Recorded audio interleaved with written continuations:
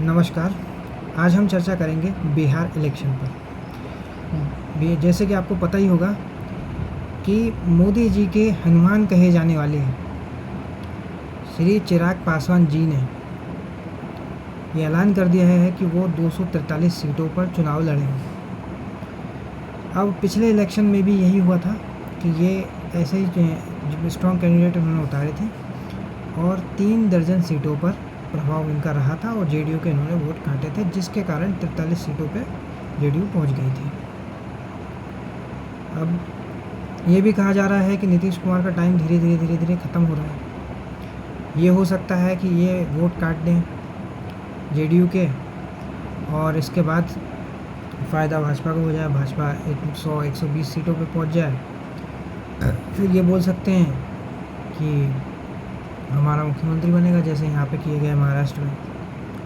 वो अलग बात है कि महाराष्ट्र में देवेंद्र फडणवीस और बहुत सारे नितिन गडकरी, बहुत सारे उनके पास नारायण राणे जैसे नेता हैं, तो वो संगठन को लीड कर सकते हैं, सरकार चला सकते हैं। बिहार में ऐसा कोई विकल्प भाजपा के पास अभी तो नहीं नजर आता है। फिर भी कुछ लोग गिरिराज सिंह या नित्यानंद राय के बारे में बात करते थे, सम्राट चौधरी के बारे में बातें होती हैं, लेकिन ये तो मोदी जी की खासियत है कि ग्राउंड लेवल लीडर को कभी भी मुख्यमंत्री बनाते ही नहीं है। ऐसे किसी को बनाते हैं जिसका किसी ने नाम ही नहीं सुना हो। जैसे गुजरात का उदाहरण ले लीजिए, ऐसे ही उदाहरण आप दिल्ली में ले लीजिए।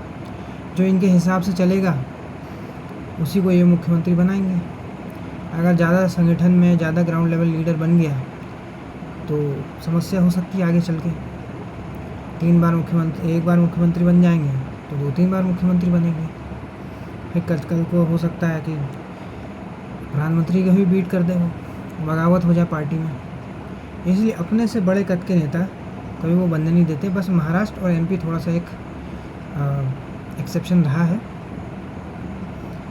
उसमें एमपी में भी ठिकाने लगा दिए गए हैं शिवराज सिंह चौहान को केंद्र में पहुंचा के, और महाराष्ट्र में भी ये दिखा दिया गया था एकनाथ शिंदे को बना के कि आप हमारे नीचे ही हो, और उनको उप मुख्यमंत्री बना दिया गया था।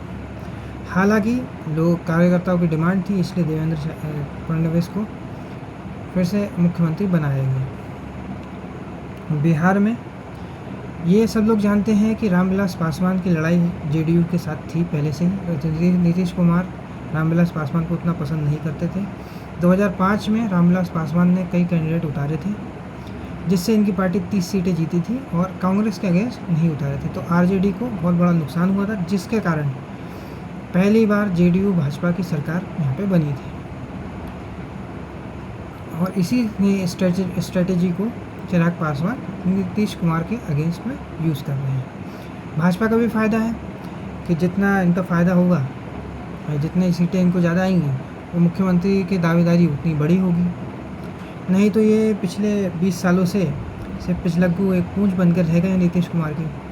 और नीतीश कुमार भी कभी इधर आते हैं कभी उधर जाते हैं, यू टर्न देते रहते हैं जेडीयू। अब लोग ये कहने लग गए हैं कि जेडीयू में यू का मतलब यू टर्न है।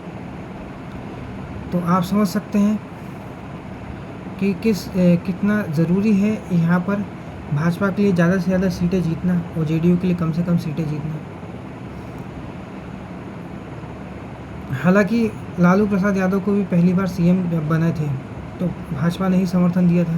नीतीश कुमार को भी सीएम बनने के लिए समर्थन भाजपा ने ही दिया है। तो राजनीति में कभी भी कुछ भी हो सकता है जिसका आप नाम ही नहीं जानते हो, उसी को भाजपा मुख्यमंत्री के लिए प्रोजेक्ट कर दें। जेडीयू के आगे कुछ है भी नहीं।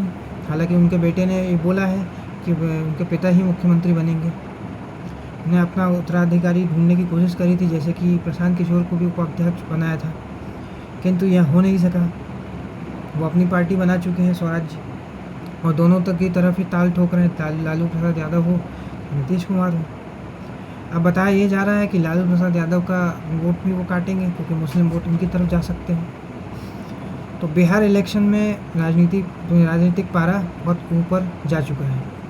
अब ऊँट किस करवट बैठेगा ये कोई नहीं कह सकता, कुछ भी हो सकता है। हालांकि नीतीश कुमार की लोकप्रियता जो है सबसे निचले पैमाने पे है, लेकिन लोकसभा में तेजस्वी यादव को भी कुछ अच्छी सफलता नहीं मिल पाई है। सिर्फ 4 सीटें ही आरजेडी को मिली थी, और उससे पहले तो आरजेडी कांग्रेस साफ हो गई थी। आज के इस वीडियो में इतना ही। अगर ये वीडियो आपको पसंद आए तो वीडियो को लाइक करें, शेयर करें और चैनल को सब्सक्राइब करें। धन्यवाद।